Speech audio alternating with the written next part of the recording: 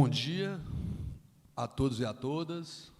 Dizer que é um prazer, é uma honra estar aqui com vocês. Eu queria começar fazendo minha autodescrição e já pedir licença. Pela natureza da minha personalidade, eu não tenho condições de falar em pé, sentado. Eu sou obrigado a falar em pé e vou ter que me movimentar ainda. Até já avisei para o pessoal que está fazendo a transmissão, não dou conta, não tem jeito. Inicio fazendo minha autodescrição. Sou um homem de 39 anos, apesar de não parecer, todos aqui podem comprovar isso, parece muito mais jovem, de camisa preta, estou usando uma calça clara, um blazer claro, cabelos pretos, pele parda. No fundo aqui tem uma mesa, que foi o dispositivo de honra do evento, um fundo também negro, e estou dividindo esse espaço aqui com a nossa querida Gisele. Dizer que é um prazer, mais uma vez, estar aqui com vocês. Queria agradecer imensamente o Márcio pelo convite. O Márcio que é um grande companheiro aí dos trabalhos da direção de ensino das nossas instituições, de pensar, de refletir sobre políticas públicas que contribuam para o desenvolvimento das nossas instituições. Queria cumprimentar o diretor-geral do campus, o professor Ponciano, agradecer também pela acolhida, pelo diálogo. Queria agradecer a professora Débora, em seu nome, cumprimentar todos os demais gestores. Dizer, professora, que para mim é muito simbólico, é muito representativo a gente estar aqui com a sua presença, e muitos colegas reitores, com todo o respeito que eu tenho a eles, não entendem que são dirigentes de uma escola. E tratar de ensino é fundamental numa escola que tem como papel principal dizer, propiciar, lutar por uma formação cada vez mais sólida. Então, ter a sua presença aqui tem uma dimensão simbólica e concreta muito importante. Todos os demais dirigentes aqui presentes, também eu vejo que é fundamental. Acho que quando a reitoria ela faz essa opção, ela já diz do valor que ela dá para esses momentos de formação, de reflexão que a gente está vivendo. Antes de entrar mais especificamente na minha fala, e como isso diz respeito muito de tudo que eu vou falar, que deleite foi a oportunidade de escutar a banda, tanto no preâmbulo, no momento do café, do evento, como na escolha muito feliz das 3 músicas do Titãs, que eles resolveram nos brindar. Eles começam falando que o pulso ainda pulsa, Acho que nada mais simbólico no momento que a gente está vivendo, nesse momento que nós não podemos chamar ainda de pós-pandemia, mas um momento em que a pandemia está menos agravada do que esteve outrora, em que a gente tem uma situação mais controlada, em que a gente tem a vitória da ciência, é muito importante disso, a vitória da ciência sobre o negacionismo, sobre quem critica veementemente a saída científica como opção. E outra coisa interessante, quando o Nando Reis ele fala, e todo o Titãs falam das várias doenças, ele inclui lá, não à toa, o rancor e a raiva. Será que, às vezes, o que adoece muito mais é a atitude que a gente toma diante da vida? Eu estava brincando, falando com o Ponciano e conversando também com o Ricardo, que fez a gentileza de me trazer de Uberlândia para cá. Eu admito que eu sou um rapaz, um jovem senhor, bonito, mas era para estar mais, porque essa roupa é a de ontem. A minha mala ficou em Campinas. E aí, era que eu tinha, tem que usar essa. Pensei, será que dá para comprar rapidinho? Não dava. Eu cheguei ontem aqui, o hotel que eu tinha marcado desmarcou. Ou seja, foi aquele dia tinha que ser o dia de fúria, Não, o que isso tem a me ensinar, Assim, eu realmente decidi que eu não deixo o lixo do mundo entrar para dentro de mim. É uma escolha que eu acho que a gente tem que fazer cotidianamente, mesmo diante de tantas adversidades que a gente tem. E depois ainda a banda completa com outra. Nós temos sede de quê, gente? Nós temos sede de quê? O que cada um de nós aqui tem sede? Definitivamente eu espero que a gente não queira só comida, a gente queira mais. E é interessante falar disso, porque a gente discute políticas públicas que estão impedindo ou estão tentando desvalorizar a formação integral do ser humano. E aqui houve uma escolha de começar pela arte. A arte que tem sido tão desvalorizada nos currículos escolares. Essa perspectiva de formação integral do ser humano que vem perdendo força. E finaliza com Marvin. Para quem acredita no discurso da meritocracia, a gente não pode dizer que todos têm as mesmas oportunidades se cada um sai de um lugar diferente. Então, é inspiradora. É muito bom ter a oportunidade de iniciar uma fala sobre interfaces, de políticas públicas, desafios e possibilidades enfrentados pelos institutos federais. E muito interessante colocar também que nós estamos recuperando velhos discursos, eu vou demonstrar isso no decorrer da minha fala, mas sempre pensando nessa perspectiva que traz o Paulo Freire na pedagogia da autonomia, na pedagogia do oprimido, na pedagogia da esperança, que, independente dos momentos aí que a gente tem que fazer mais ou menos enfrentamento, é sempre possível fazer uma opção. É sempre possível dizer, nessa escola nós temos autonomia. No IFTM nós temos autonomia. E essa autonomia é verdadeira. Porque colegas que têm trajetória na rede estadual sabem que praticamente até o conteúdo que você vai dar numa aula está descrito. Porque é um modelo mais formatado, com todo respeito que eu tenho às redes estaduais, que abrigam, por exemplo, 88% das matrículas de ensino médio do Brasil. Mas não dá para a gente usar essa justificativa, meu amigo Bruno. Eu queria te cumprimentar também, já contribui tanto com o IFNBG lá, falando de metodologias ativas, sim, como uma nova forma de enfrentar, de dialogar, com uma nova forma de pensar essas relações de sociabilidade e socialização que modificaram e foram agudizadas em razão da pandemia. Porque se essas coisas, esses processos de desintermediação, quando eu precisava de pegar um carro, eu ligava para o taxista.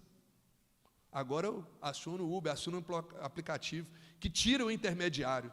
O iFood tira o intermediário. A Amazon, eu estou fazendo um merchandising desproposital, viu? Não é proposital, não. Mas só para a gente entender que se todas as relações pelas quais a gente perpassa, elas estão mudando, não tem como a escola, como um aparelho ideológico que forma as pessoas para esse mundo, ela não pensar e refletir sobre suas próprias práticas. E nunca na perspectiva da culpabilização. Porque eu também sei, como docente, o quanto tem sido árido para todos nós, o quanto foi difícil passar por um processo de pandemia em que as práticas pedagógicas tiveram que ser todas alteradas, em razão da circunstância, em razão de possibilitar o atendimento para os nossos estudantes.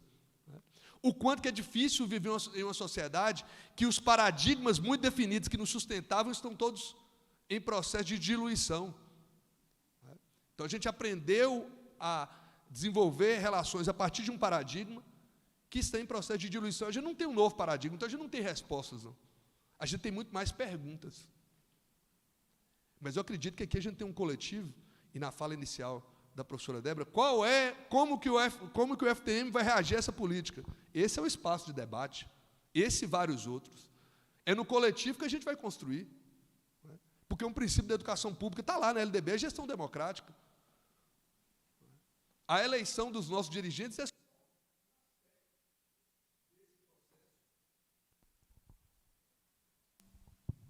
desse processo de democracia na tomada de decisão. Porque a gente não quer também só os críticos do café, não. A gente precisa das pessoas que realmente se coloquem para tentar qualificar, o nosso debate. Então, não foi à toa que a gente traz esse título aí, Recuperando Velhos Discursos, e a gente vai demonstrar por quê. Passa para mim, por favor. Ah, não, eu estou com um negócio aqui, gente. Olha aí, tá vendo? Pegando malo. Recebi aqui a magia. São falas mais longas, justamente para não descontextualizar, mas eu vou focar nos pontos em destaque. É um livro que chama Elementos da Ideologia, publicado em 1800, por um autor que chama Antoine Destutt. Ele fala, essas crianças precisam adquirir desde cedo o conhecimento, sobretudo o hábito e a tradição do trabalho penoso a que se destinam. Não podem, portanto, perder muito tempo na escola.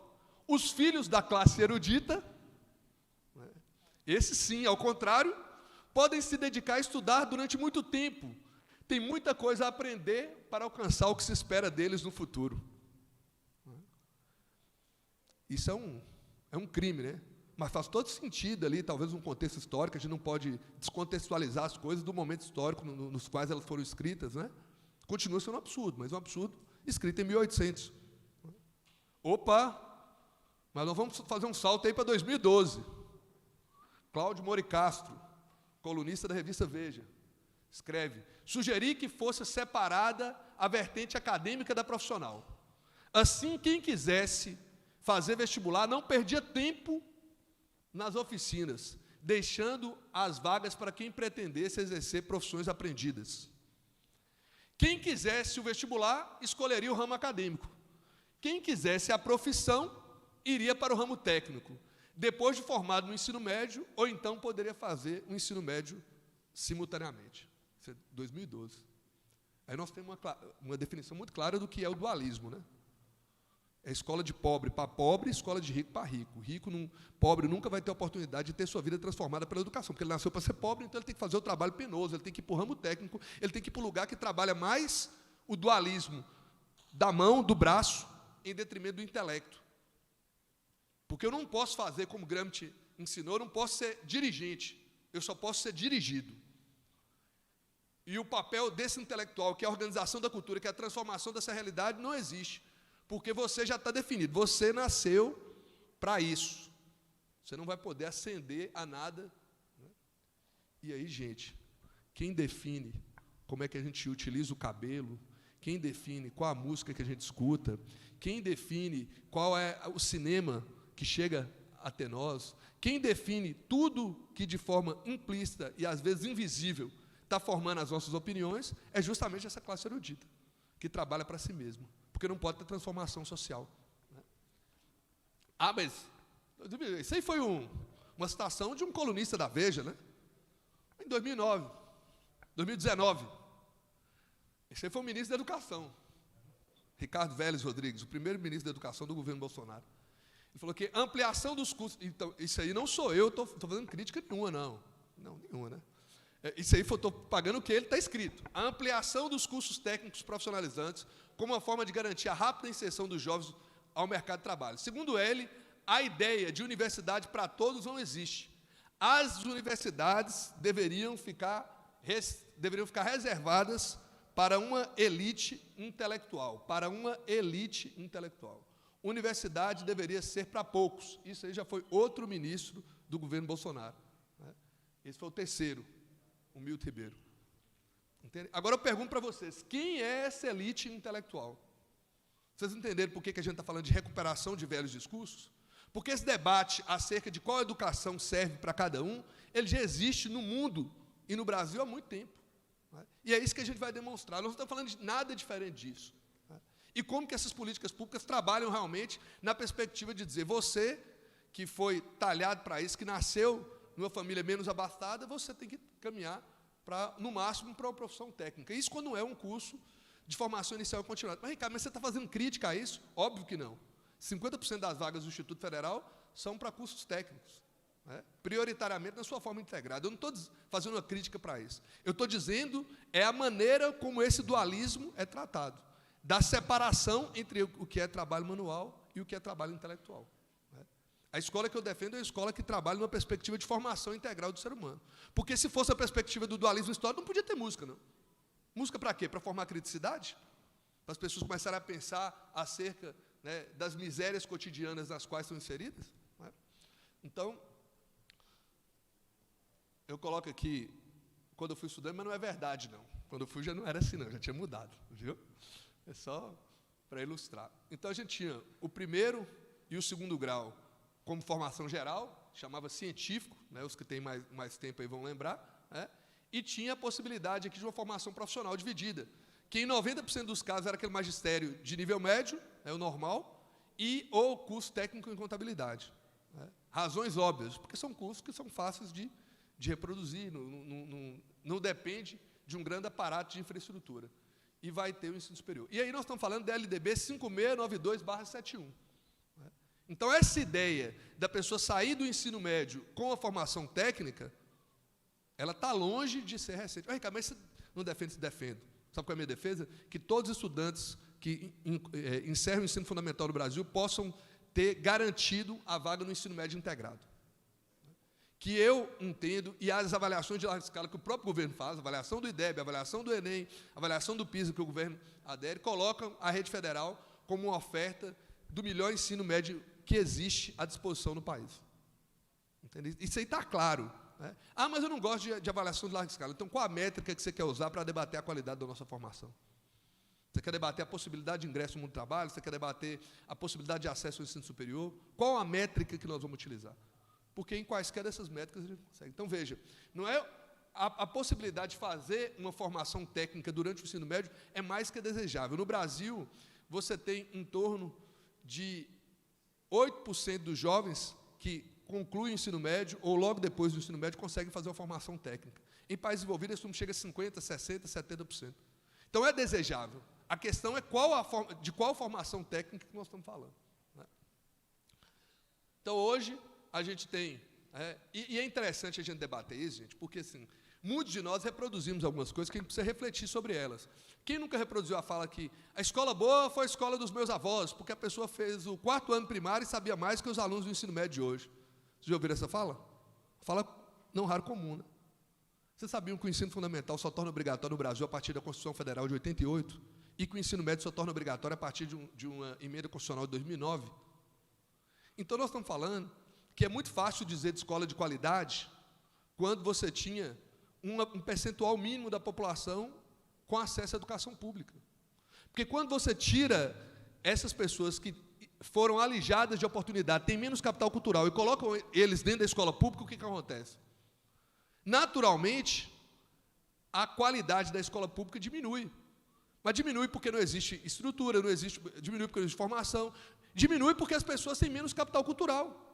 Porque talvez nunca tiveram a oportunidade de ter acesso à leitura dentro da sua casa, porque não tem oportunidades cotidianas. É diferente dos nossos filhos, que nascem, né, eivados de oportunidades.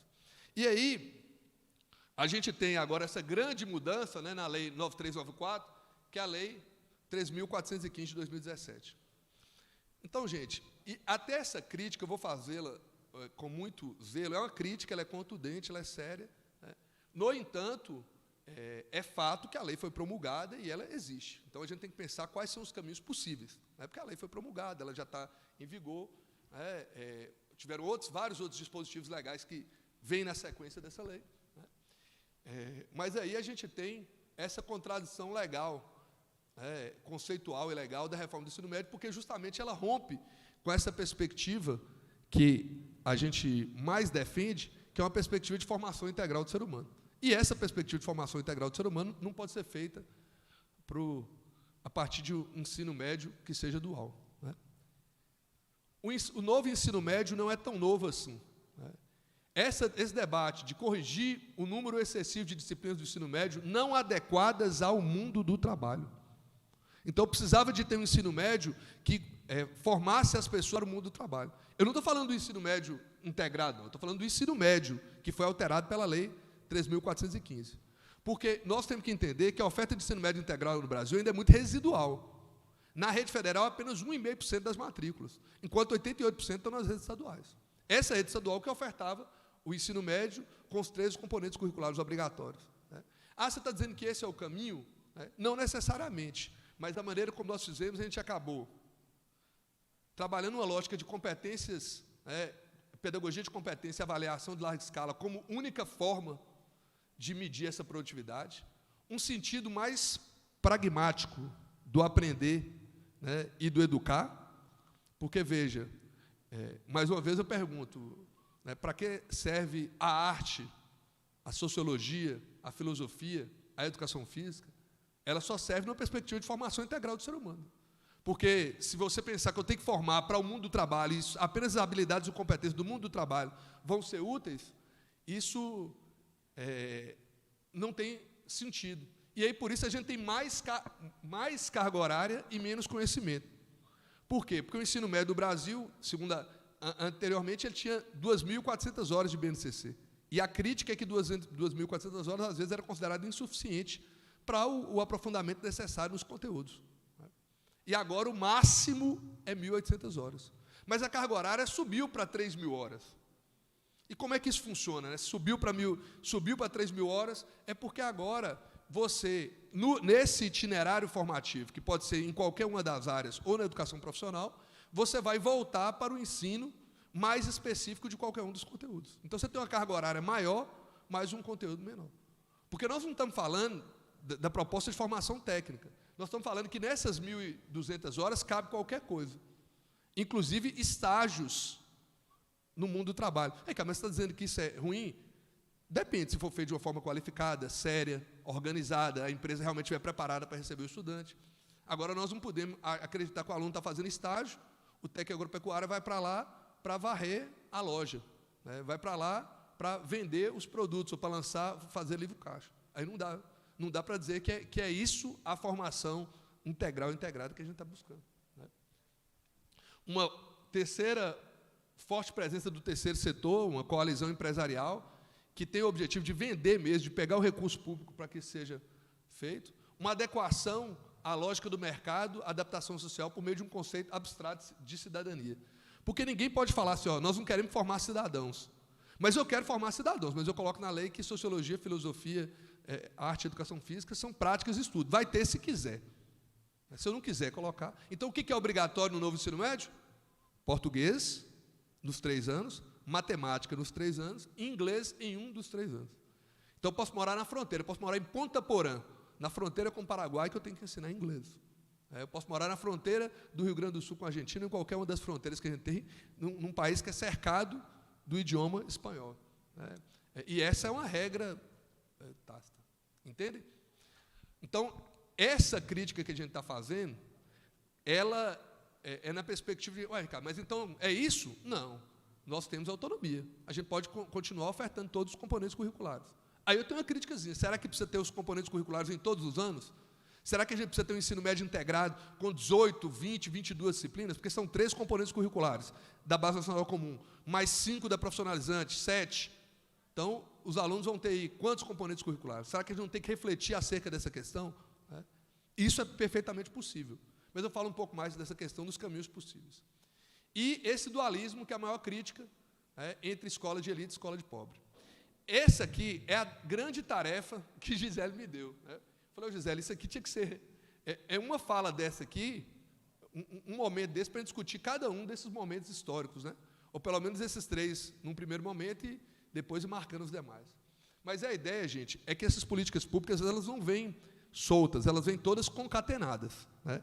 Então, você já tinha o PL 6840, que depois transformou em medida provisória 746. Como é que você cria uma lei que muda uma etapa da educação básica tão importante como o ensino médio por medida provisória? Mas ela se transformou em lei, foi votada pelo Congresso em 2017. Naturalmente, cria uma nova diretriz curricular do ensino médio, porque a diretriz tem que dialogar com a reforma, e, naturalmente, uma base nacional comum, que tem que estar em diálogo com a reforma, né? Então, a gente tem políticas públicas que caminham em conjunto. Essa é a pergunta, né, de $1 milhão, né? E eu não vou deixar para responder só no final, porque eu vejo que essa é uma questão fundamental. Ricardo, mas e aí? Essa lei do ensino médio e o ensino médio integrado. Artigo 36, parágrafo 3º. Os itinerários formativos podem se desenvolver de forma integrada. Integração é o contrário de segregação. E é o contrário de justa posição. Então, integração é dizer o seguinte, que eu não consigo separar o que é base nacional comum do que é parte profissionalizante. Então, se eu disser que no ensino profissionalizante, na educação profissional técnica de nível médio, que o Instituto, que a Rede Federal realiza, que os institutos realizam, eu não tenho como dissociar o professor que está dando aula de matemática, porque ele dá aula de raciocínio lógico, do professor que está dando aula de informática, porque para aprender a linguagem da programação, ele tem que aprender algoritmo de estrutura de dados, e para aprender algoritmo de estrutura de dados, ele tem que ter uma noção de matemática. Mas para aprender zootecnia, eu tenho que ter noção de biologia, né? E quando eu estou estudando seres vivos na biologia, eu estou aprendendo zootecnia, e quando eu estou estudando zootecnia, eu estou aprendendo biologia. Mas se eu estiver estudando eletrotécnica, quando eu estou estudando física lá na eletricidade, eu também estou aprendendo. Entende? Me fala aí, como é que dissocia isso? Como é que eu vou separar? Por isso que é ensino médio integrado. E se eu não separo, eu preciso ter o mínimo de carga horária de 1.800 horas? Não. Eu preciso mexer no currículo em razão da reforma do ensino médio? Não. O artigo, parágrafo 3º, 36, do artigo 36 deixa claro, os itinerários formativos podem ser feitos de forma integrada. Ah, mas eu tenho que oferecer os outros itinerários formativos, meu amigo Márcio? Não, porque o aluno que matricula no Instituto Federal do Triângulo Mineiro, ele matriculou no itinerário formativo técnico profissional. Ele já sabe o que vai ter. Ele não vai ter ciências humanas, linguagens, né, ele vai ter o aprofundamento, ele não vai ter esses itinerários. Ele já escolheu de cara. Eu fiz essa brincadeira, mas eu gosto de fazer com mais áreas possíveis, eu podia fazer com várias. Claro que vocês aí, cada um, sabe fazer isso muito melhor do que eu, dentro de cada uma das suas áreas, mas a pergunta é, se a gente tem uma proposta integrada, a gente consegue dissociar a ciência que aplica o conhecimento da básica, Aí eu digo, é sempre a pergunta, né? Quem serve a quem, né? Quem serve a quem? Nós, do profissional, temos que ser servidos pelo pessoal da básica, eles têm que entender. Não, nem o pessoal da básica serve o pessoal da profissionalizante, nem o pessoal da profissionalizante é obrigado a contextualizar todo o conhecimento da básica. Nós servimos o estudante, e o currículo é feito para ele. E currículo é território em disputa. E realmente, invade de ideologia, a gente tem que dialogar muito sobre isso. E por isso que a gente não pode achar a reunião pedagógica chata, porque se a gente não debate sobre o nosso fazer, como é que a gente vai modificar esse nosso fazer? Entende? Então, na verdade, ninguém serve a ninguém. Eu acho, por que vocês entendem assim, ó? Pensa aí, aqui em Uberaba, né, uma região rica, se comparar de onde eu venho, no norte de Minas, Uberlândia, por que a gente consegue ter resultados tão bons na avaliação do acesso ao ensino superior, no Enem, sendo que a gente tem escolas aqui que de manhã e à tarde ficam só na Base Nacional Comum? Porque a gente não dá conta de tudo, concordam? A gente não consegue ver toda a química, toda a biologia, né, que está previsto na matriz de referência do Enem. Por quê?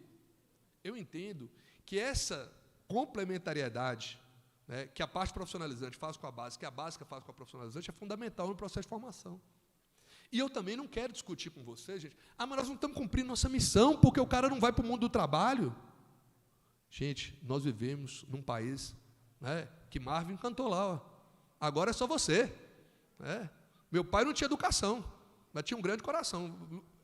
A vida com muito suor, e mesmo assim não podia ser melhor. Ele fazia tudo que ele podia, não podia ser melhor. Então, como é que eu comparo essas realidades? Entende? E como é que eu vou dizer para um aluno que saiu do 8º ano do ensino fundamental, do 9º ano do ensino fundamental, e entrou no ensino médio integrado, e vão falar para ele, não, meu filho, agora você tem que ser técnico, você vai ter que trabalhar nisso aqui. Ele pode trabalhar, ou ele pode não trabalhar. Eu sou técnico em agropecuária. Isso é fundamental para a minha formação. Porque nós estamos pensando em formação integral do ser humano. Nós não estamos dizendo que o mundo é complexo, todo mundo concorda? O mundo é complexo. A realidade é complexa. Eu não posso olhar para o mundo com a lente da química. Eu não posso olhar da água. A água eu não posso pensar na química, porque ela é a substância maior presente do corpo humano e é fundamental nos processos da física. Então, eu não olho para o mundo de uma forma complexa. Por que eu quero exigir? Porque eu digo que é nós, professores, eu vou falar de nós, o tempo inteiro, de nós. A gente fala assim, ó, quem acha que a carga horária dos meninos está alta demais? Menino não tem tempo para a pesquisa como princípio pedagógico, o trabalho como princípio educativo. O aluno tem que ter tempo. Olha que arte bonita, né? Mas para ele ensaiar, para ele tocar uma música dessa, ele precisa ensaiar. Então ele precisa ter tempo. Mas como é que ele tem tempo se ele chega aqui 7 horas e só sai da aula às 5 horas da tarde? 7 às 5. Só que ele tem que deslocar, porque ele não teletransporta ainda, né? Então ele tem que deslocar. Então ele sai de casa às 6. E ele não chega em casa às 5, ele chega em casa às 6. Aí ele chega, ele tem 20 disciplinas para estudar. Gente, ele não vai conhecer nem o nome do professor que dá aula para ele. Ele tem 20 nomes para decorar. Só nome já é difícil, imagina o tanto de disciplina. Eu fico brincando, e isso é um pouco do que eu acredito mesmo, que o Instituto Federal ele propicia uma coisa sui generis, que o aluno mata a aula para estudar. Já viu? Parece que tem alguns alunos aí. Ou são professores muito jovens, ou nós temos alguns alunos aqui concordando. Né? Porque assim como eu sou um professor muito jovem, podia ser um aluno do integrado, inclusive, né? Então, talvez seja o caso de vocês, não é isso? O aluno mata a aula de física para estudar para topografia, mata a aula de algoritmo para estudar para química. Então, essa realidade nós temos que mexer. Só que o seguinte, aí eu pergunto assim, aquela pergunta assim, das pesquisas, né? Você já usou droga? 99% diz não. Você conhece alguém que já usou drogas? 99% diz sim. Eu falo, ixi. Então, todo mundo conhece a mesma pessoa, né? Aquele mesmo ali, que todo mundo conhece. Quem usa drogas é bem conhecido. A mesma coisa, quer dizer, você é a favor da retração de carga horária mediante a integração curricular, você concorda que, às vezes, eu estou ensinando lá nutrição de monogasto, nutrição de ruminante, e isso é um conceito que está lá nos seres vivos, então eu posso deixar isso na zootecnia ou na biologia, beleza? Eu concordo. Mas quem é a favor de reduzir? Eu concordo, tem que reduzir a carga horária. Mas para reduzir da sua. Não, da minha não. Da minha não pode e tal. Eu concordo que reduz, mas desde que seja do outro. A minha não pode, sempre é muito importante. Como é que o aluno vai formar sem saber disso? Não é isso? Então, é um pouco do entendimento que a gente precisa partir da estruturação de uma boa matriz curricular. Por onde, gente? Pelo perfil do egresso. Concordam? E pelo perfil do ingressante.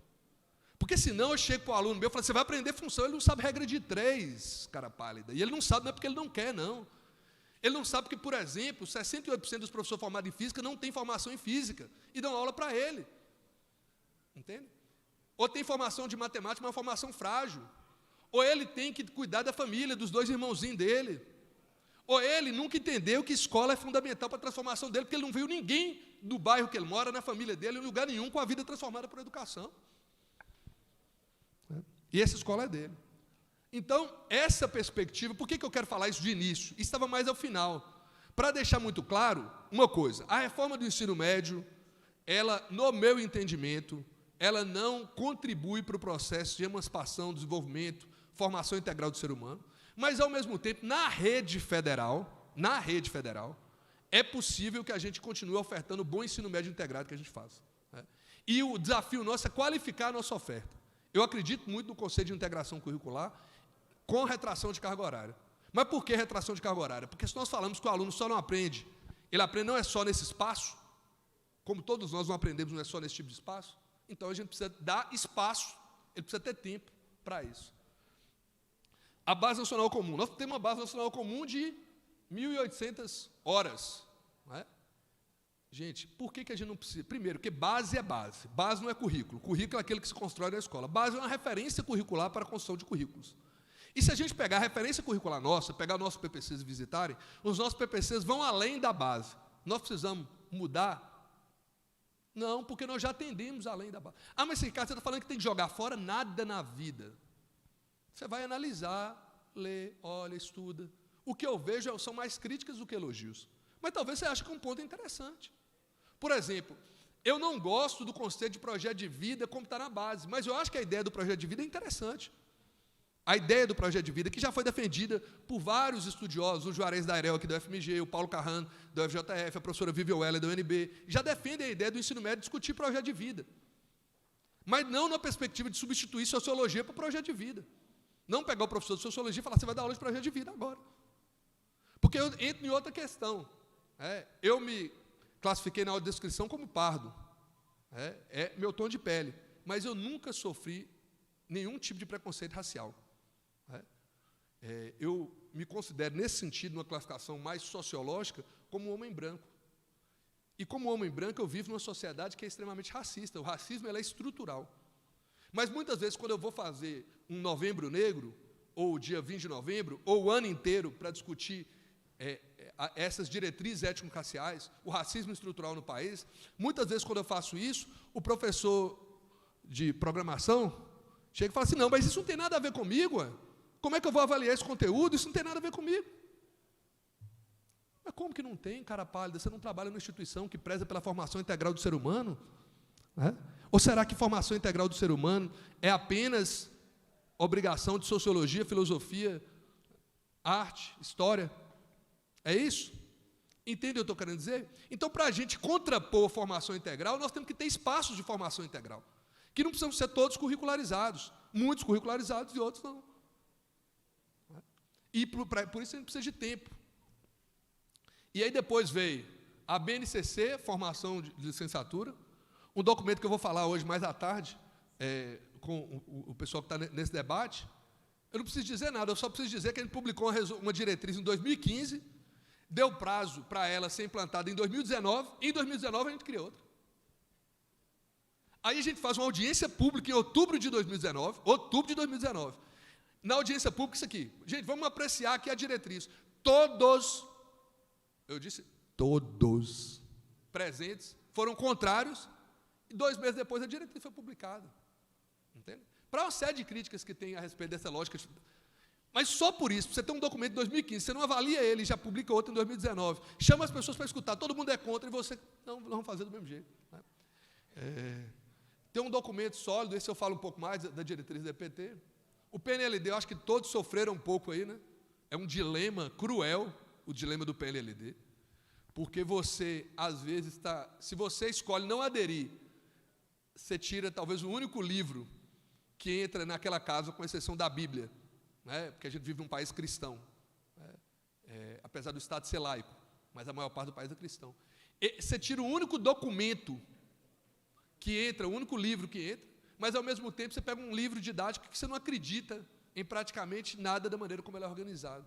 Então é um grande desafio, a gente não tem condição. Mas pense o seguinte, viu, gente? Às vezes a gente, sempre eu vou a um lado ou outro, é possível ressignificar, ou é melhor a gente voltar a 2009, porque o PNLD na rede federal é relativamente recente. Né?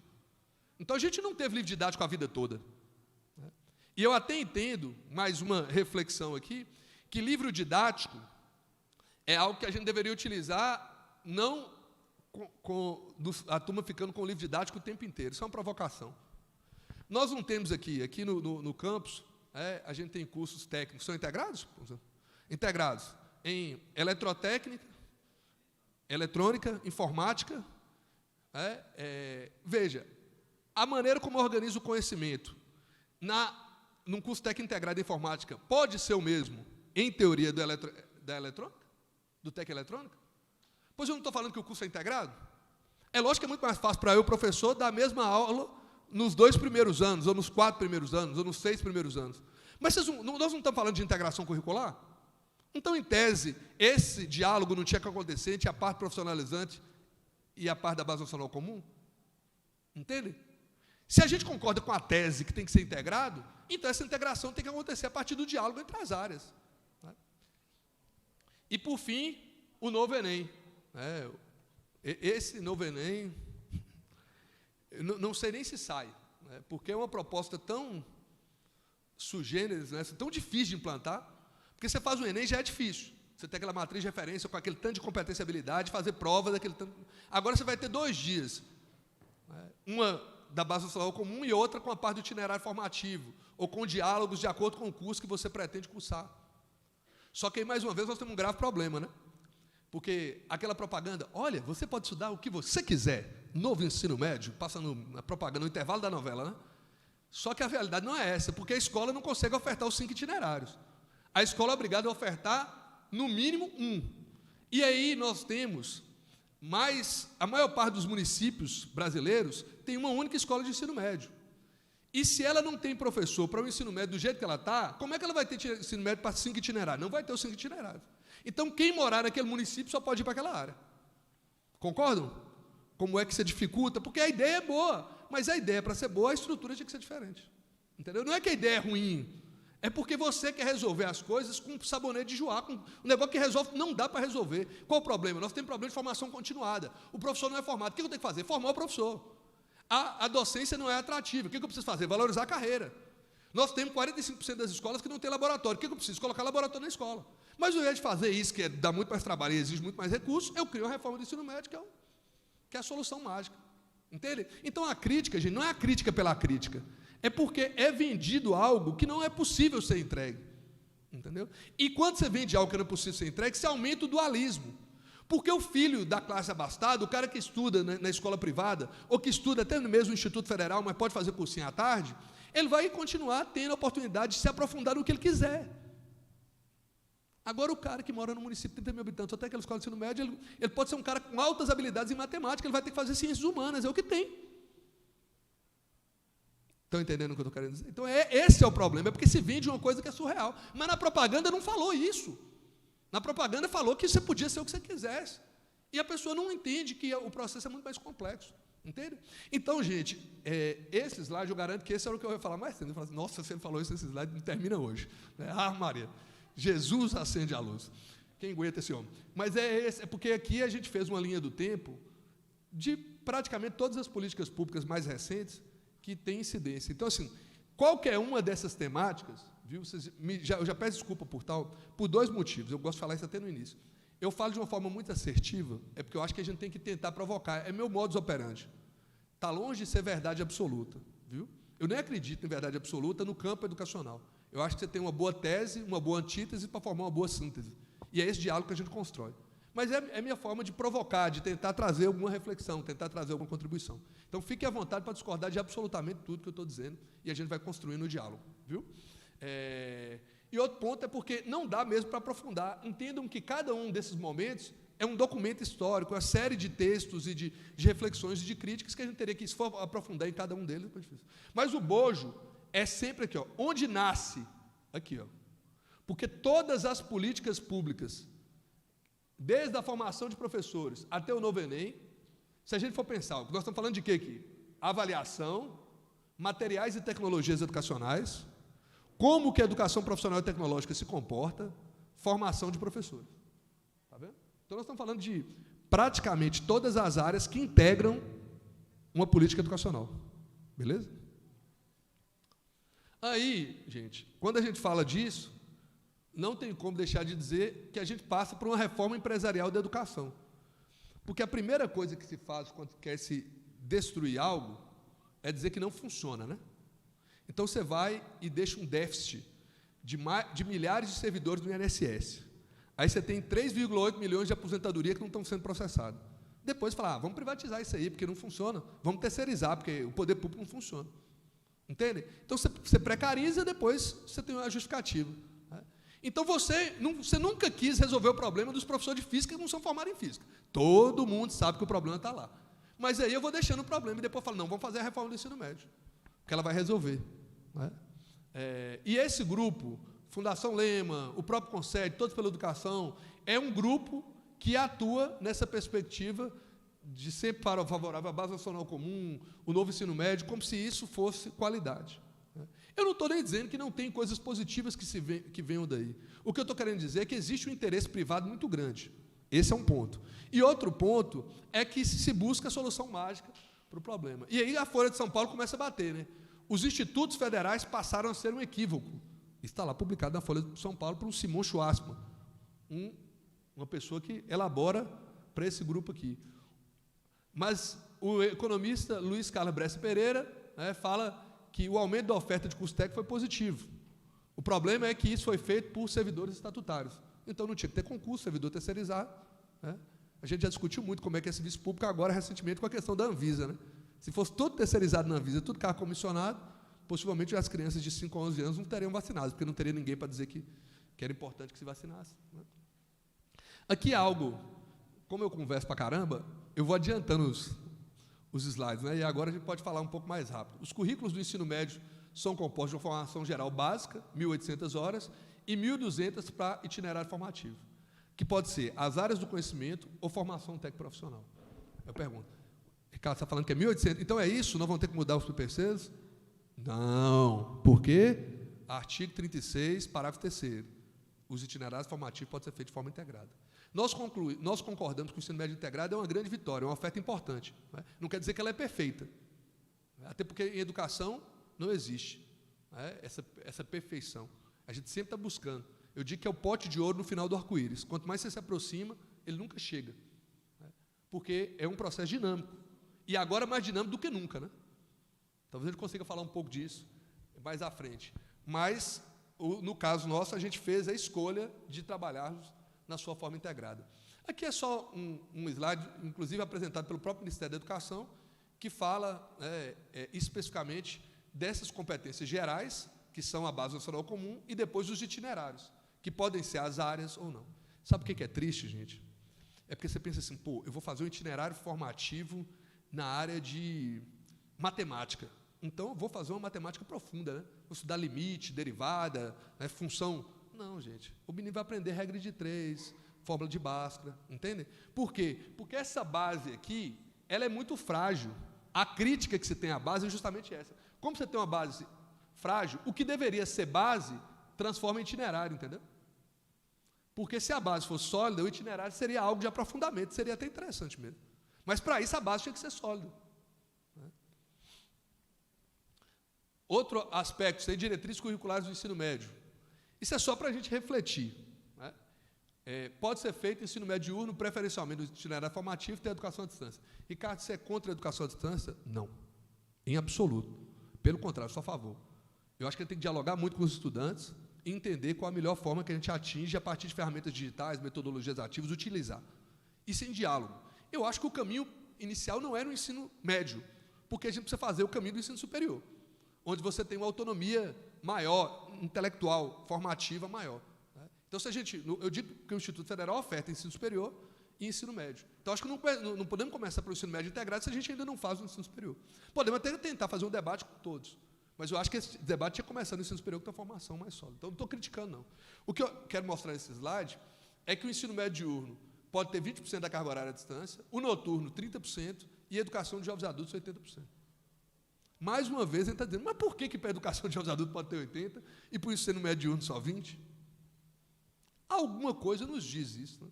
Alguma coisa nos diz.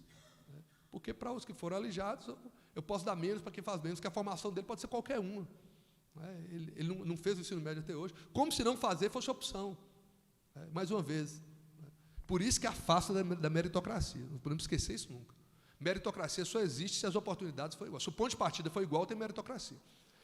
Aí você coloca um cara, o Usain Bolt, para correr junto com um menininho, sem tênis, passando fome, e fala, vocês dois correm, quem chegar primeiro tem o mérito. É isso que nós estamos fazendo. Né? Parte também de uma coisa que eu já falei, a organização do ensino médio, com 3.000 horas, essa formação geral básica, aqui as áreas do conhecimento, e aqui os itinerários formativos. Olha que interessante, né? Isso é as letras miúdas do contrato que você não lê, ou então os efeitos adversos da bula. Né? Conforme a relevância para o contexto local e a possibilidade dos sistemas de ensino.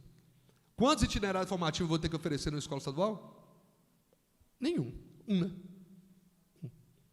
Porque depende do contexto local e da possibilidade. Né? Unidades curriculares que o estudante possa escolher conforme o seu interesse. Mas como que ele vai escolher conforme o seu interesse? Nesse debate a gente fez. Né? E aí, você tem aqui as áreas, e aqui o itinerário formativo, a novidade é a formação técnico-profissional. Eu não preciso nem dizer que, mesmo que tanto na Lei 3.415, quanto na BNCC, não deixa claro o papel da sociologia, da história, da arte e da educação física, que eu defendo que esses componentes curriculares estejam presentes, inclusive numa perspectiva de formação integral do ser humano. Uma reflexão eu faço, não com relação a esses componentes, a quaisquer componentes, quaisquer, tanto da base nacional comum quanto da parte profissionalizante. Viu? Vou repetir, estou falando de quaisquer componentes. Eu entendo que não necessariamente tem que ser organizado nos 3 anos, porque eu entendo que o número excessivo de disciplinas é um grave problema que o aluno do ensino médio integrado tem que ocorrer. Essa é uma tese. Eu entendo, inclusive, que numa perspectiva mais avançada, você pode trabalhar com a aprendizagem baseada em projetos ou temas geradores. Então, você não precisa nem organizar para o componente curricular. Entende? Mas isso é uma reflexão que tem que ser amadurecida dentro da realidade de cada campus. Qual que é a primeira tese? A escola é um lugar democrático, é o coletivo que resolve. O coletivo tem que dizer, temos um problema, precisamos resolver. Qual o caminho? Vai ser o coletivo que vai apontar. Né? Mas temos propósitos interessantes. Na rede, até no próprio FNMG, a gente tem um currículo já só com temas geradores, só tem 5 temas geradores cursados ao mesmo tempo, e aí organizados por áreas do conhecimento. Ué, mas isso aí é a reforma do ensino médio? Não. Temas geradores que dialogam entre si, é um conceito de interdisciplinaridade. Eu já falei dos 20%. Outra coisa que beira o absurdo da forma desorganizada que é hoje. Quando a gente fala de estágio da educação profissional, isso que eu falei do menino que varre a loja, não é um absurdo, não, né? Isso acontece. Não é isso? Então, assim, o aluno vai para lá fazer um estágio e que muitas vezes não é um estágio de aprendizagem. É um estágio que ele vai fazer trabalho braçal, ele vai descarregar o caminhão, esse tipo de coisa. Agora, se o estágio, que é algo muito mais organizado, encontra esse problema, imagina essa parte aqui. Eu posso ter vivências e simulações práticas de trabalho. Ricardo, você é contra isso? De forma nenhuma. Eu não defendo aquele discurso que escola é escola, empresa é empresa, não. Eu acho que a escola não tem que servir à empresa, mas ela não pode deixar de entender que esse menino que entrou na escola, ele precisa, para mudar suas condições materiais de existência, ele precisa de um emprego. Né?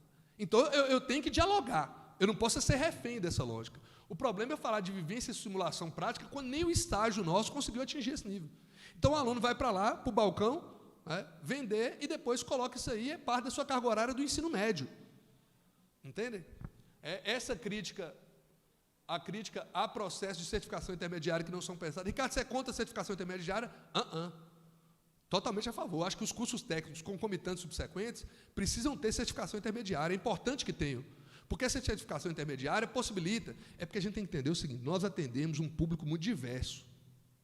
E o cara, muitas vezes, que entra aqui, que é estudante trabalhador, ele entra porque é a oportunidade que ele tem de tentar se qualificar para ingressar no mundo do trabalho, para melhorar. E muitas vezes ele sai elevado, não é porque ele quer, não. É porque ele encontrou uma outra oportunidade profissional melhor, porque a família precisou dele. Então, que eu dei a certificação intermediária para ele que ele possa voltar no futuro e concluir o curso técnico ou não. É a forma de trazer esse trabalhador de volta para dentro da instituição de ensino. Né? Mas isso tem que ser feito pensado. Aí tem a docência por notório saber, né? Tudo que a gente está fazendo aqui é reflexão, a gente precisa de formação docente, né? Formação continuada. O notório saber é o contrário. Se eu tenho conhecimento, eu posso dar aula. Né? Então, dar aula como? Mas não tem que ter uma prática pedagógica, não tem que debater. Educação não é ciência. Educação é ciência. Eu posso dialogar baseado no que eu quiser, mas educação é ciência, eu tenho que entender isso. Existem programas de mestrado, de doutorado, pesquisadores que debatem o fenômeno educativo como ciência. Mas aí não, é isso, qualquer um que tiver o conhecimento. E o recurso público ofertante para empresas privadas. Então, posso contratar o privado. Isso aqui eu já falei, essa questão da garantia da oferta equânime, é só para mostrar que essa garantia ela não existe. Né? Um slide que mostra um pouco de como estão sendo organizados essa formação técnico-profissional, entende? De uma forma totalmente dissociada. E esse dualismo é justamente o que a gente é contra, né? Olha, BNCC, formação técnica, BNCC, formação técnica. E aí você monta no final essa carga horária. Né? Então, quer dizer, o ideal é que esse conhecimento seja organizado de forma integrada. Quando você une a BNCC com o novo ensino médio, o que você tem é essa limitação do currículo via currículo prescritivo. Veja, o currículo prescritivo. A BNCC é uma referência da construção curricular, mas nós podemos manter as nossas propostas curriculares, até porque eu entendo que o Instituto Federal ele vai além. Né? Já disse isso. Reduz ou elimina disciplinas. Quais são as disciplinas obrigatórias? Matemática, português e inglês. Por quê, gente? Por que é matemática, português e inglês? Né? Ricardo, você está dizendo que matemática, português e inglês não são importantes? Não. Estou dizendo por que as outras não são. Né? É porque são disciplinas que a pessoa precisa para se instrumentalizar minimamente diante do mundo. A pessoa precisa saber português, precisa saber minimamente escrever, precisa ter noções básicas de matemática. Mas se ele vai pensar, se ele vai entender o mundo que o rodeia, que é o que as ciências naturais, o que as ciências humanas possibilitam, a arte, não interessa. Né? Cria itinerários formativos com a oferta das redes, já falei. Rede de ensino asfixia orçamentária, porque você pegava o recurso que era exclusivo para o Fundeb, que era para o ensino médio, e começa a dividir com essa parte, e forma alunos flexíveis para empregos precários. E sabe o que é pior, gente? É que é um projeto de país, sabe? Porque quando você projeta alunos flexíveis para empregos precários, nós estamos dizendo, com todo o respeito ao pessoal da área da Graça, inclusive a reitora, né, que nós vamos viver o resto da vida vendendo commodity de agronegócio, vendendo café para depois comprar o café bonitinho que vendem em boutiques de luxo. Entendem? Esse é o problema. Mas esse caso, você é contra, de forma nenhuma. Não tem nada contra. Muito pelo contrário, eu acho que o Brasil tem que aproveitar esse potencial. Só não pode focar nisso. Porque se a gente não formar pessoas que tenham uma formação mais ampla e compreendam o mundo de forma mais ampla, o Brasil vai sempre ser exportador de commodity. Nunca vai ser exportador de tecnologia. Por que existe o MIT? Por que existe o Vale do Silício? Por que o Japão, a China estão investindo tanto em tecnologia, a Europa? Porque eles vão continuar eternamente vendendo para nós. Porque eles formam as pessoas para uma educação que é mais emancipada, ou pelo menos parte da população. Porque tem crítica, nem tudo são flores. A Alemanha tem um sistema mais dual do que o Brasil. O menino escolhe se ele vai para a formação técnica, para o FIC, ou para o ensino superior com 10 anos. Então, nem tudo são flores, eu não quero falar. Mas tem a possibilidade de formação mais voltada para o desenvolvimento de tecnologias. Então, a educação ela deixa de ser um direito e a escola vai perdendo sua autonomia. Eu falei aqui o tempo inteiro de meritocracia, né? Que são duas imagens. a concepção de igualdade de direitos na BNCC.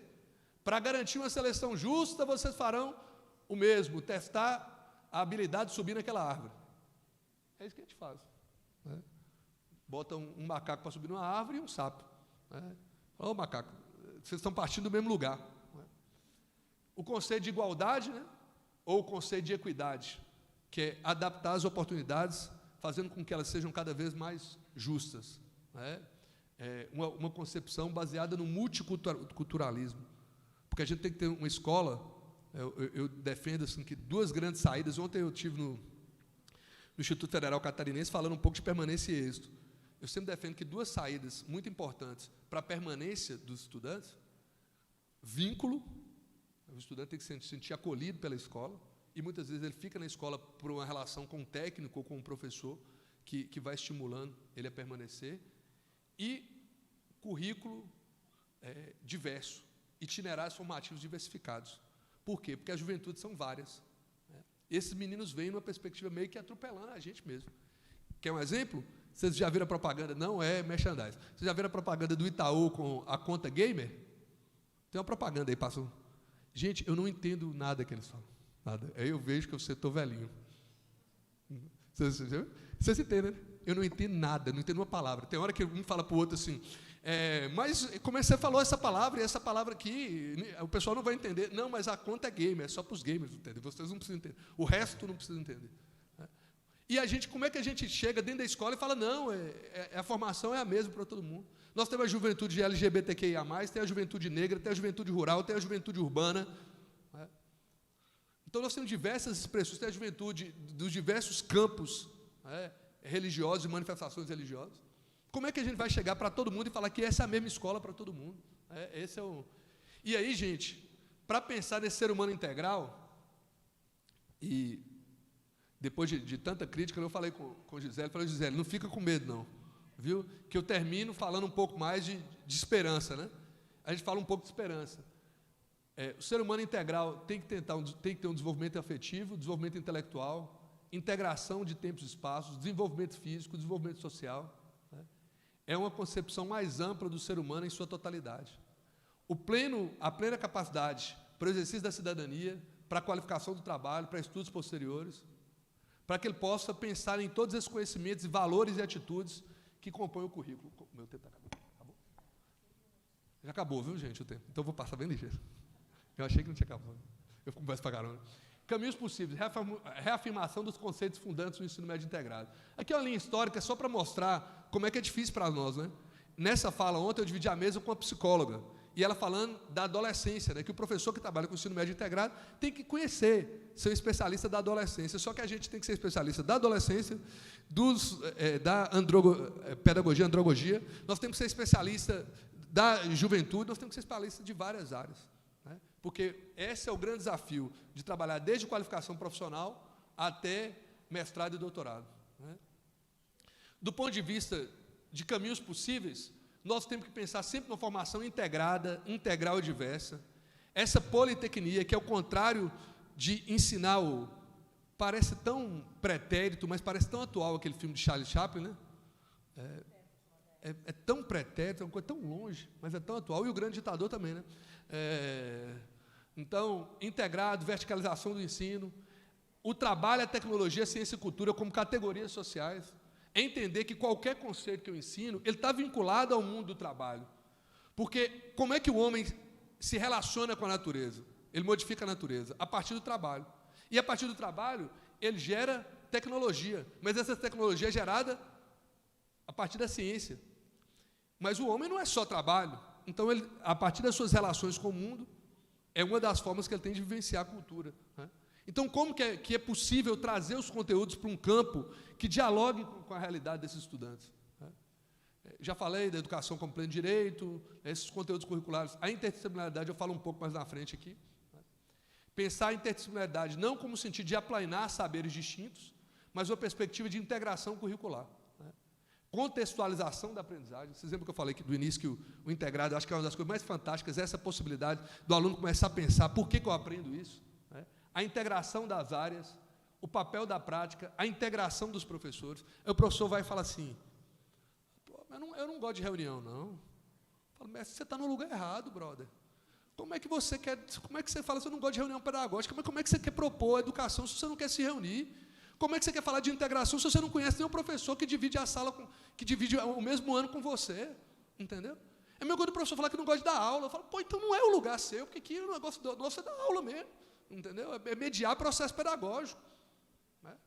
Ah, mas isso aí está ferindo minha autonomia. A autonomia não é soberania, meu brother. Tem um projeto pedagógico nessa escola que diz onde é que nós vamos caminhar. Não pode caminhar cada um para um lado, não. Nós podemos discutir. Você vai ser voto vencido, você vai argumentar e vai... Entende? Então, não tem como trabalhar numa perspectiva que seja fora de uma docência colaborativa, articulado com os problemas, situações reais de aprendizagem. Né? É interessante que o pessoal falou que tem um GT trabalhando com a análise da Resolução 1 de 2021. Né? Nós temos um documento do CONIF, produzido e aprovado, composto por os colegas que tratam essas questões. Acho que é um documento fundante, porque é muito bom, gente, sabe o que acontece, que me deixa tranquilo aqui? Eu não falo aqui apenas como Ricardo educador, que é o que eu sou. Né? É na posição provisória de gestor, na posição provisória de coordenador do fórum. Então, o que eu trago aqui é um acúmulo do debate da rede.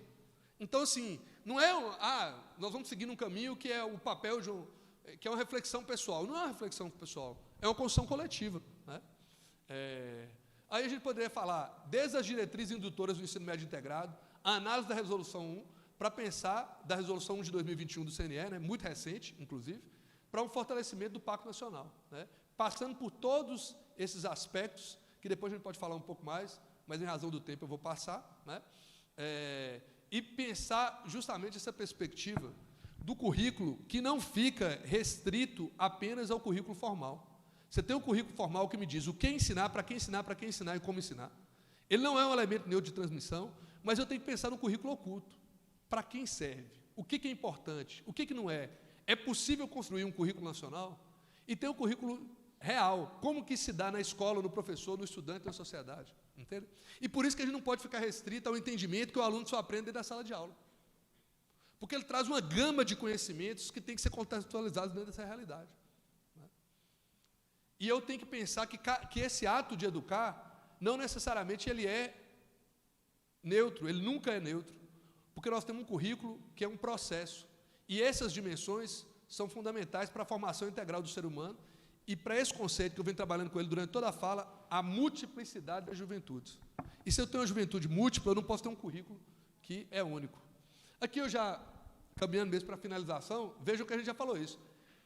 Qual é a dimensão do currículo? Onde será formado? Identidade institucional. Qual o objetivo dessa formação? Formação integral e politécnica. Quem será formado? Perfil ingressante. Que formação será desenvolvida? Conhecimentos, saberes e práticas. Como será a formação? Metodologia de aprendizagem. Onde vem a carga horária aqui, gente? Quantas vezes a gente faz o PPC? Fala assim, vamos reestruturar um PPC. Reúne aí, divide os grupos e já vai mexer nas emendas. Não é isso? Acontece só no IFMG? Acho que não, né? Não é? Gente, mas calma aí. Se nós estamos fazendo o debate da escola unitária, que eu estou falando de qual integração de matriz que eu tenho, como é que eu separo o povo? Eu preciso primeiro falar assim, que identidade é essa? Que escola é essa? E qual é essa escola, gente? Para que a Rede Federal foi criada? Para os pobres, para os alijados de oportunidade educacional. Por isso que eu não posso expulsar esse pessoal. Esse pessoal é a razão de existir do Instituto Federal. Quer dizer que não pode estudar os filhos das classes abastadas? Pode, mas não foi para isso que o Instituto Federal foi criado. Ele foi criado para reduzir a desigualdade social de um país eivar de desigualdade, que nós falamos que o ensino médio só tornou obrigatório em 2009 e o ensino fundamental em 88. Não é? Então, é um país desigual. É esse país que nós lidamos. Então, eu tenho que falar que essa formação é integral. Eu tenho que entender quem é o aluno que entra e quem é o aluno que sai. Quando eu falo aqui de conhecimentos, saberes e práticas, eu não estou dizendo quem é o dono, não. Para mim, se quem vai ensinar a lógica matemática é o professor de matemática ou o professor de programação, nesse momento não interessa. Interessa é o conteúdo, é os conhecimentos, os saberes, os valores. Que tipo de avaliação que eu tenho? Porque se eu tenho 20 disciplinas, como é que essa avaliação não é integrada? Aí volta no exemplo lá da consciência negra. Né? Então, o que a Rede Federal não é? O que nós não somos? Nós não somos escolas que reservam aos estudantes de origem trabalhadora o desenvolvimento de capacidade básica, instrumental, em detrimento do desenvolvimento de sua força criativa e de sua autonomia intelectual e política. Sabe por quê, gente? Porque nós também podemos chegar à conclusão que a gente não muda o país, não muda a região dessa forma. A gente só reproduz a lógica. Isso não é só uma concepção ideológica, não. É uma concepção prática. Para o Brasil mudar o status de lugar no mundo, um país rico como o país nosso a gente precisa formar pessoas que têm autonomia intelectual e política. A gente precisa formar pessoas que vão além de conhecimento instrumental. E aí, para isso, a gente tem uma formação completa para a leitura do mundo, em que o estudante pertence a um país digno. Isso requer uma compreensão global do processo produtivo, que é justamente o contrário, a valorização da cultura e do trabalho, o compromisso de uma educação ampla e politécnica. E agora, para finalizar, porque Gisele ali, ela já deu todos os tipos de sinais para mim que vocês puderem pensar. Todos os sinais. Já piscou, já mexeu, já balançou a mão, já sacudiu na mesa. Né? A gente finaliza, com o Eduardo Galeano. Eduardo Galeano tem um livro muito famoso que chama As Veias Abertas da América Latina, que ele fala do subdesenvolvimento da América Latina. Mas eu gosto até mais dos livros que ele tem de contos e crônicas. São aqueles livros assim, que, se você pegar pela quantidade de palavras, você consegue ler ele em 2 horas. Mas pela angústia que ele gera, você tem que ir fazendo paradas para conseguir digerir o que está colocado. E em um dos textos ele fala assim, a utopia está no horizonte. Me aproximo 2 passos, ela se afasta 2 passos. Caminho 10 passos e o horizonte corre 10 passos. Por mais que eu caminhe, jamais alcançarei. Para que serve a utopia? Ela serve para isso, para que eu não deixe de caminhar. Então, diante de tantas agruras e desafios que a gente tem, essa rede é maravilhosa e a gente pode fazer muita coisa juntos. A gente já tem resultados maravilhosos e pode qualificá-los cada vez mais. E para quem acha que às vezes sozinho não dá, Manuel de Barros, num texto que chama Aprendizagens, numa poesia, ele fala que um grilo sozinho é capaz de romper os silêncios de uma noite. Então, que nós sejamos esses grilos insistentes aí, que não se contentam com a realidade da forma que ela está posta e que usemos a educação nessa perspectiva de transformação. Me desculpem que eu estourei meu tempo aí, né? Gisele que é culpada que ela não me avisou direito, viu? Obrigado.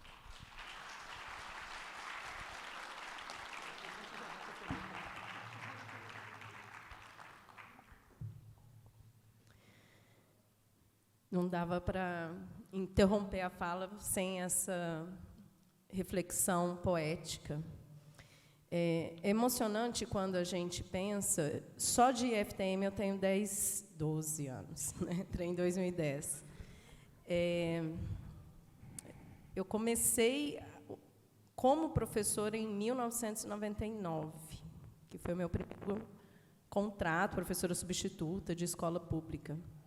E eu tive experiências em escolas públicas, rede municipal, rede estadual, e me encontro na rede federal como um espaço de êxito top da minha carreira. Por ser um espaço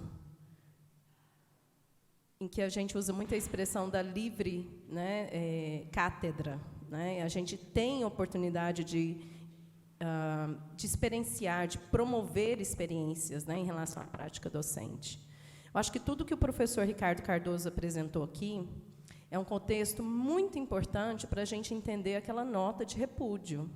Aqui no IFTM, Ricardo, foi a professora Débora que compartilhou do e-mail dela, pessoal. Mandou a nota de repúdio para todos os servidores que o FDE, né, elaborou em relação às diretrizes da educação profissional tecnológica. Então, as diretrizes foram divulgadas, né, em janeiro de 2021 e a nota de repúdio veio logo em abril, veio na sequência. Entender todo esse apanhado cronológico, né, que o professor Ricardo destacou para a gente enquanto anos, né, a gente entende que é algo processual, é algo histórico. Então, quando ele termina trazendo o Eduardo Galeano, né, porque a hora que a gente acha assim, nossa, gente, 2011, 2012, IF, a gente usa a expressão tempo das vacas gordas, né? Projetos de extensão com fomento, projetos de pesquisa, tudo bombando, várias contratações de professores, de servidores, né, de técnicos administrativos. Aí, de repente, a gente se encontra num processo de ataques, não só em relação à concepção da nossa atuação aqui enquanto professores e servidores da educação, mas também das restrições orçamentárias, de fomento.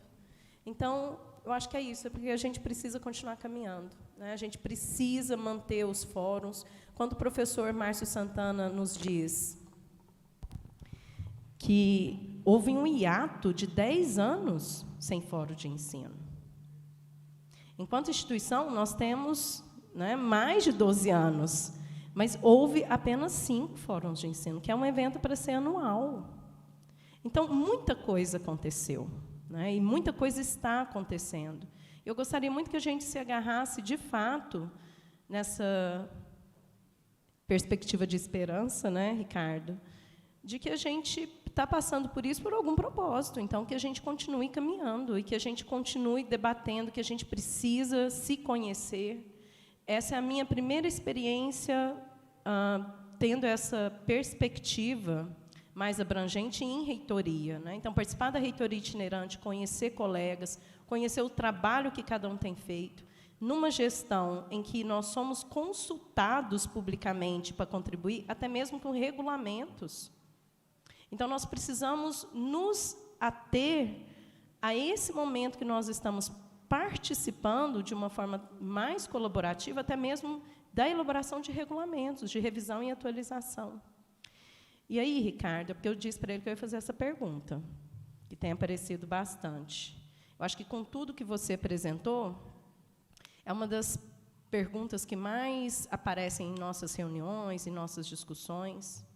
Você deu um enfoque muito grande para contextualizar essa proposta do ensino médio, né, integrado, a diferença dos... E aí, né, você falou muito do Instituto Federal, porque nós temos outras instituições que também oferecem cursos técnicos, né? O professor Ricardo deu um destaque ali do 5º eixo, que hoje as escolas estaduais têm oferecido, mas que, desde sempre, né, oferecem um curso. Eu fiz técnico em magistério, na minha época de colegial. Então, assim, a escola estadual, a rede estadual, ela já oferece o curso técnico.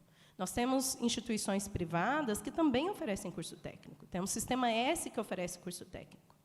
Mas é indubitável que quem é autoridade e excelência para falar sobre educação técnica é o Instituto Federal. Nós estamos... São atuações distintas nesse processo de formação de curso técnico. Ricardo, responda, né, suas reflexões.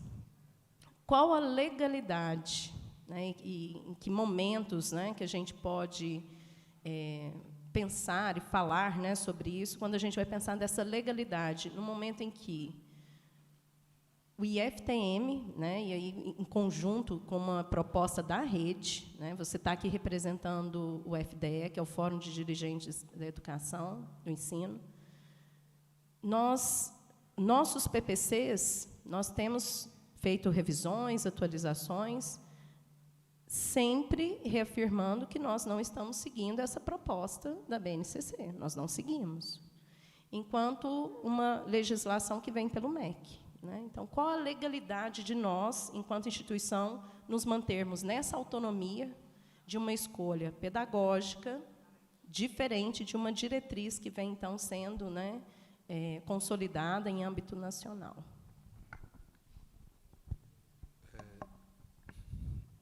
Agora, vou ficar sentadinho aqui, já está no momento do volta à calma, né?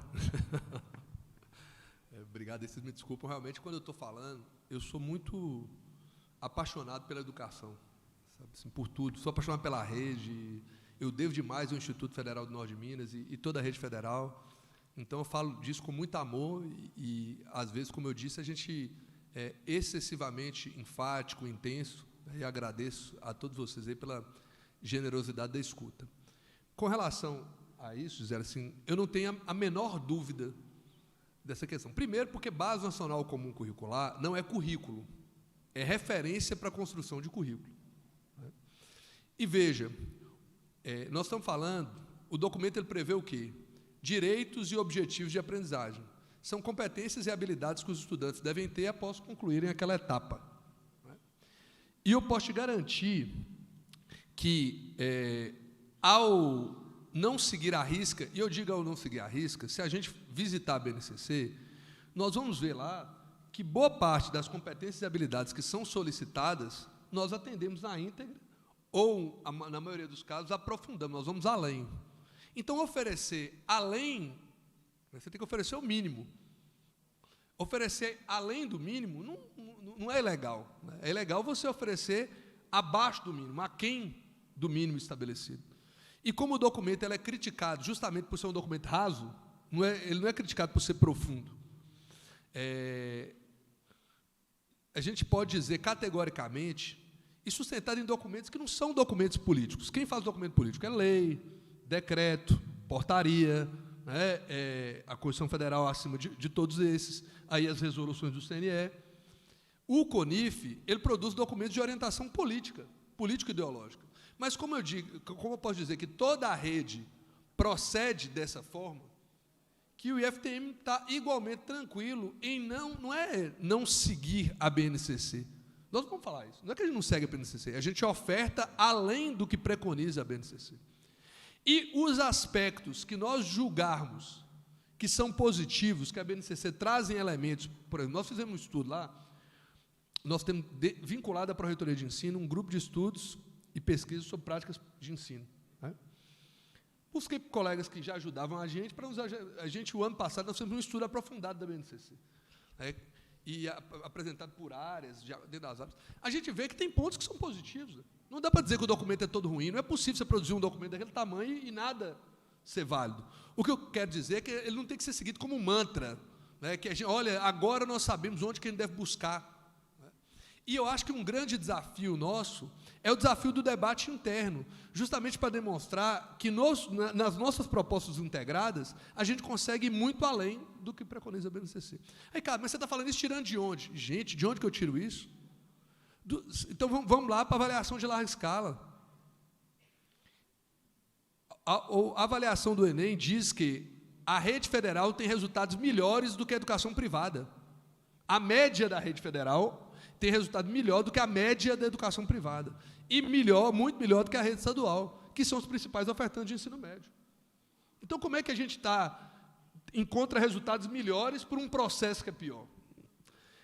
No PISA, a gente é segundo em linguagens, acho que quinto em ciência e 11º em matemática. Se a rede federal fosse um país, a gente estava colocado no mesmo nível dos países desenvolvidos da OCDE. Se a gente quiser avaliar pelo IDEB, o resultado da rede federal no IDEB é melhor do que... É tão melhor que eles pararam de separar. Eles separaram, eles não separam mais os dados da rede federal dos dados das demais escolas públicas. Entende? Então, não há dúvida que a rede federal dá conta de cumprir tudo o que está preconizado da BNCC e mais. E se a gente duvidar, um bom exercício seja olhar o documento, mas sempre pensando o seguinte, currículo é multireferenciado. Nós não formamos currículo a partir de um único documento. O documento ele é um dos documentos que podem nos ajudar na construção dos nossos currículos, que são diferentes, porque nossa proposta é uma proposta integrada de educação profissional com os conhecimentos básicos. Né? Tendo essa integração e tendo, inclusive, a proposta, que eu acho que é muito salutar, de pensar em itinerários formativos diferenciados para os estudantes. Eu acho que seria muito interessante se uma parte da carga horária do ensino médio integrado fosse optativa, para os estudantes escolherem o que aprofundar, tanto dentro da parte profissionalizante, quanto dentro da parte dos conhecimentos básicos. Então, eu sinceramente, não tenho a menor dúvida, e esse não é, como acho que você falou bem, não é minha opinião pessoal, é uma posição da rede federal, aprovada pelo CONIF e escrita textualmente em pelo menos 2 documentos. Agora vai ter um terceiro, a gente submete ao pleno do CONIF na próxima reunião, que fala, né, claramente da Lei do Ensino Médio, da reforma, nas diretrizes indutoras do ensino médio integrado, documento de outubro de 2018, e da análise da Resolução 1 de 2021, se eu não me engano, de maio de 2021. Quando você falou de processo, nós tivemos uma reunião em Campo Grande, que o FDF ficou 2 dias se debruçando sobre a proposta, era minuta. Nós fizemos 61 propostas de alteração. Eles aceitaram 5, bem pontuais. Então, é assim que é a construção. Você manda um documento para você contribuir, a pessoa contribui, faz 64 propôs 68 ações. Então, assim, é um processo, realmente. É uma batalha que, naquele momento histórico, eu acho que a gente perdeu. Porque, para mim, a Resolução 6 ela é muito melhor, e o parecer 11 é muito melhor do que a Resolução de 2021. E como existe margem legal para a gente fazer, eu não vejo que tem equívoco nenhum. Não. Ok, vamos abrir para a plateia. Eu reconheço alguns rostos aqui, não todos, porque nós temos feito muitas reuniões online, então nem sempre a gente consegue, né, reconhecer vocês. Mas aí vocês, por favor, indiquem, né, quem quer fazer pergunta, e aí a gente vai passando. Tem um microfone? Sim? Então, você leva lá, Regiane, o Márcio, professor Márcio.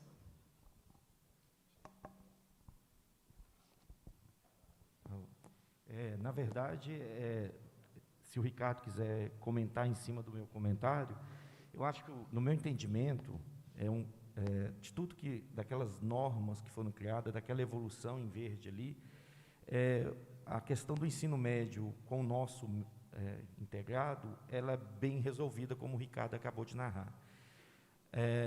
O desafio maior, né, de entendimento, e a gente sabe que a gente vem discutindo isso lá no FDE, e não é à toa que a gente convidou o Ricardo para estar com esse GT presencialmente. Nós temos 38 ambientes de discussões no ensino no momento.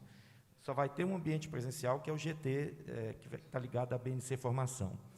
Essa é a que tem prazos a vencer, essa que nos dá a única que nos dá uma certa insegurança, no sentido que lá na ponta nós temos os nossos cartórios, que vão reconhecer esses cursos.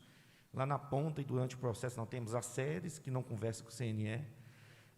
Então, resistir totalmente ao que a BNC Formação está sendo mais difícil para nós, e acho que para a rede quase toda. Então, assim, só um comentário em cima disso. Eu sei que você vai estar com um GT, caso de Salvador para cá a gente tenha uma luz diferente, que a gente não tenha discutido ali. Porque hoje a ideia nossa é resistir de forma proativa, criar uma diretriz própria, conversar com alguns pontos da BNC Formação, por isso que foi criado esse GT, mas para 2023, a princípio, mexer nos projetos pedagógicos de curso, por esse receio que está lá no final, né? Nós tivemos uma conversa extraoficial com o procurador, ele entende assim também, é um burocrata, né? E os coordenadores de curso fazem a mesma pergunta que fez a Gisele, e essa, para mim, estava resolvida quanto ao ensino médio, mas quanto à BNC Formação, ela é mais complexa, no nosso entendimento. Ô, Márcio, mais uma vez agradeço aí pelo convite, pela questão. Veja, eu tenho que admitir que é mais complexo, porque a saída legal do artigo 36, parágrafo 3º, ela é inequívoca, entendeu? Então, assim, se aquele parágrafo não estivesse lá, nós teríamos dificuldade. Eu costumo dizer que nunca vi ninguém preso por ter feito um currículo que não atendeu à legislação. É diferente da PROAD, da PROGEP, onde a gente tem mais dificuldades com essa fiscalização mais ativa, essas auditorias. Eu não conheço auditoria pedagógica que vai nesse nível, mas a gente tem uma regulação, né, no caso dos sinais, Sistema Nacional de Avaliação do Ensino Superior, que mais cedo ou mais tarde vai olhar.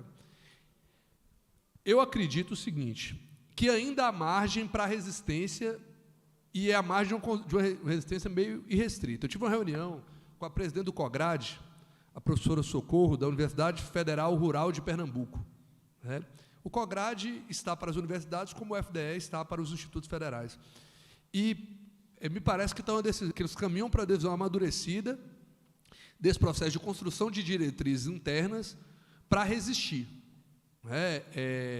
E aí, naturalmente, nós estamos vivendo num ano eleitoral, dependendo das eventuais mudanças que puderem acontecer, talvez haja uma mudança na compreensão no trato dessa questão. Não é algo simples, mas é algo possível, porque a crítica que eu tenho mais voraz à diretriz é uma quase que obrigatoriedade para que os componentes vinculados à parte de didática e fundamentos da educação, os conhecimentos pedagógicos, estejam concentrados no primeiro ano. Isso, para mim, é um crime, porque o estudante ele entra para fazer uma licenciatura em Química justamente porque ele tem interesse por esse conteúdo de Química. Ele chega no primeiro ano e vai estudar só História, Filosofia, Práticas Pedagógicas, Didática, tudo concentrado em um único ano. Então, isso já é muito ruim, por si só. Mas também é muito ruim porque dissocia o entendimento que a formação ela tem que ser única e integralizada. Então, eu estudo um conhecimento técnico fundamental para ministrar aquele componente curricular, mas eu também tenho que ministrar a metodologia do ensino dele. Como é que eu dissocio isso? Isso é uma coisa assim, eu não consigo entender. Como é que alguém escreve uma coisa daquela assim? Tem outras coisas ruins? Tem, eu vou apresentar hoje à tarde, reunido com o GT, né, a gente tem uns 15 slides só para falar das diretrizes, né, e das críticas e tudo mais, e das proposições. Mas eu vejo que é possível. Então, eu acredito o seguinte, nós temos um prazo estabelecido, que é até dezembro de 2022, o CONIF já se dispôs a solicitar uma prorrogação junto com a Andifes, isso é fato, mas eu vejo que é possível fazer uma resistência, pelo menos até a gente ter convicção que não temos outro caminho. E é possível encontrar caminhos coletivos por dentro, entende? Então, nós não vamos seguir só fazer a resistência e descumprir a legislação, mas é buscar alternativas nessa estruturação da matriz curricular que nos permita fazer isso. Mas eu admito para você dois aspectos. Primeiro, é um documento mais atual, é um documento que teve menos prazo de debate público para ser aprovado. Ele é um documento que foi aprovado e depois veio a pandemia, então ele foi aprovado em dezembro de 2019, a pandemia veio em março de 2020, né? Até por isso eu entendo que ele deveria ser prorrogado, e essa ausência de aprofundamento talvez ainda não nos dá essas melhores saídas, mas eu ainda acredito que é possível dialogar. É isso que eu quero trazer um pouco à tarde, aí, no momento da reunião com o GT. Ok. Mas temos tempo para pelo menos mais uma pergunta. Nós encerramos esse momento às 11h30. Algum estudante, que eu estou vendo carinhas de estudantes aqui. Daniela, levantou a mão? Mais alguém?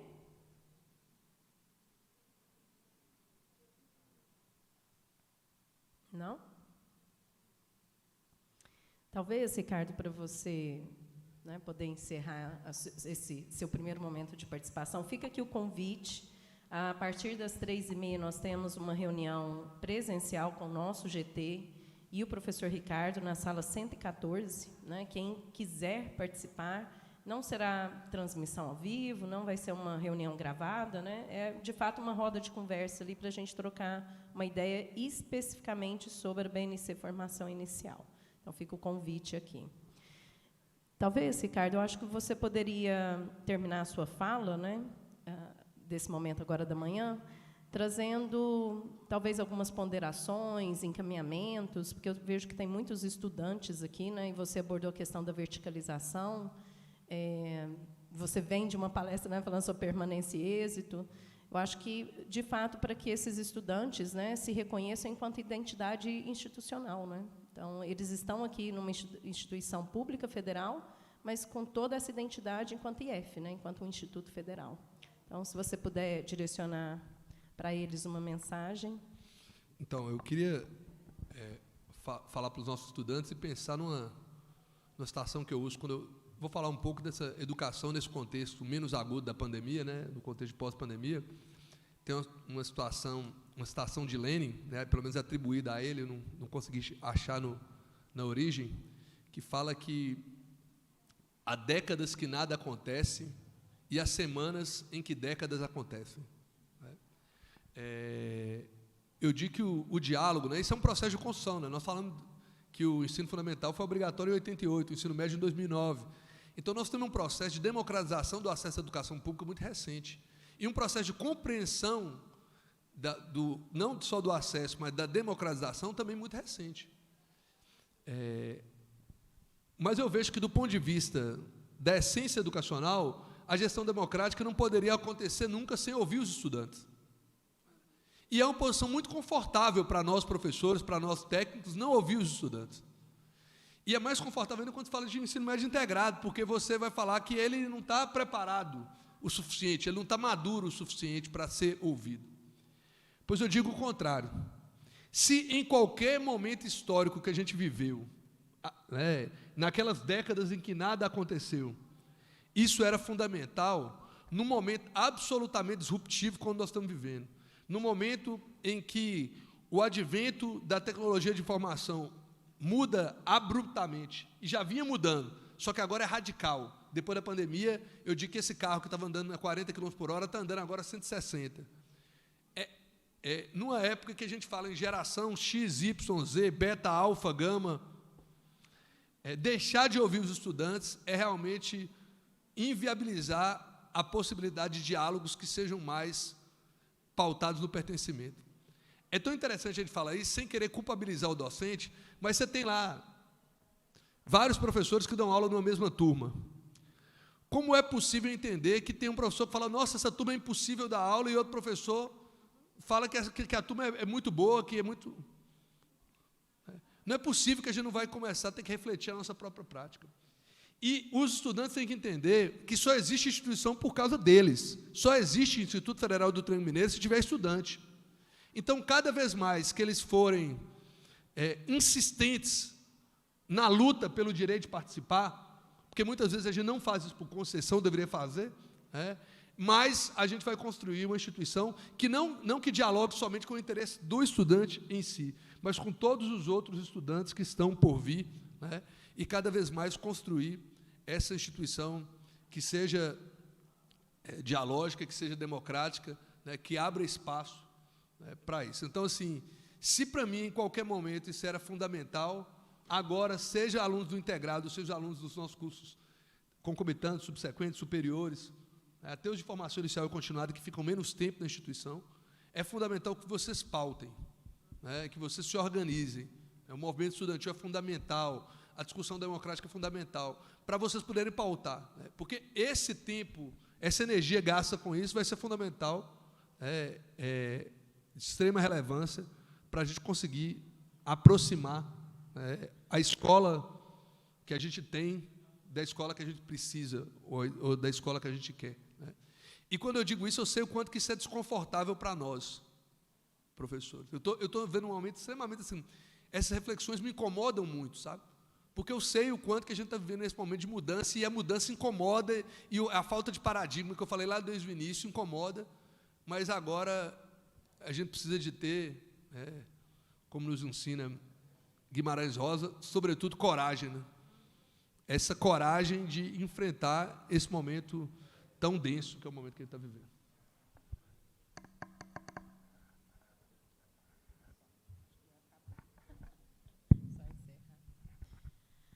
Bem, muito obrigada, professor Ricardo Cardoso, com essa deixa, que ele coloca aqui dessa questão da participação dos estudantes. Eu convido vocês a estarem presentes, virtualmente no canal do YouTube IFTM Oficial. A partir das 13 horas, nós teremos uma roda de conversa falando sobre as unidades curriculares politécnicas, que são desenvolvidas no campus Uberlândia Centro.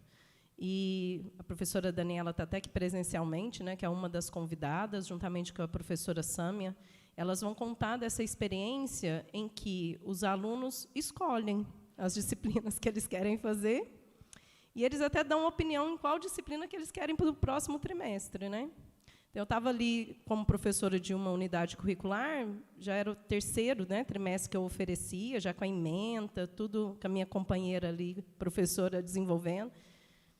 A turma, a última turma, falou, não, a gente quer saber mais sobre tal assunto.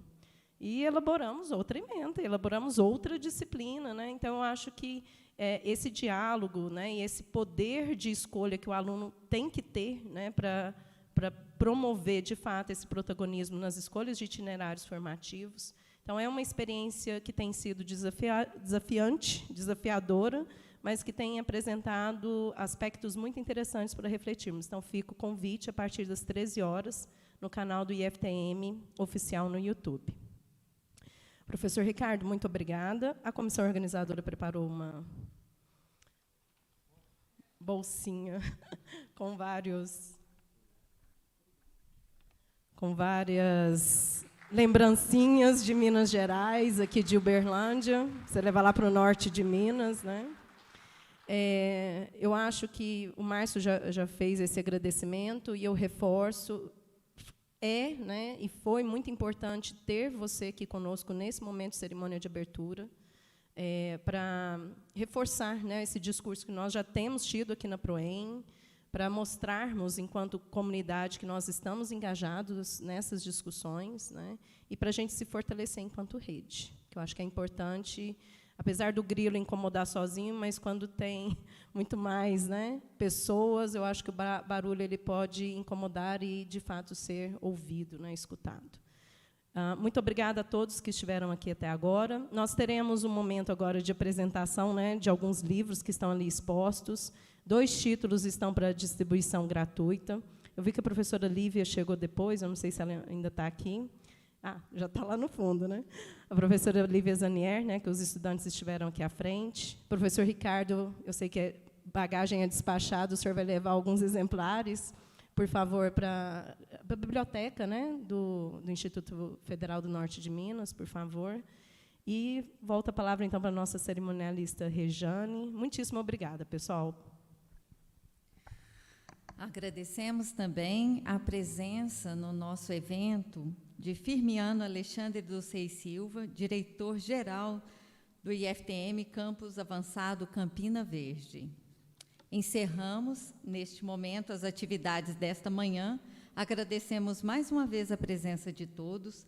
Retomamos a programação do 5º Fórum de Ensino do IFTM, então, a partir das 13 horas, pelo canal da instituição no YouTube, youtube.com/IFTM Oficial. Um bom dia a todos.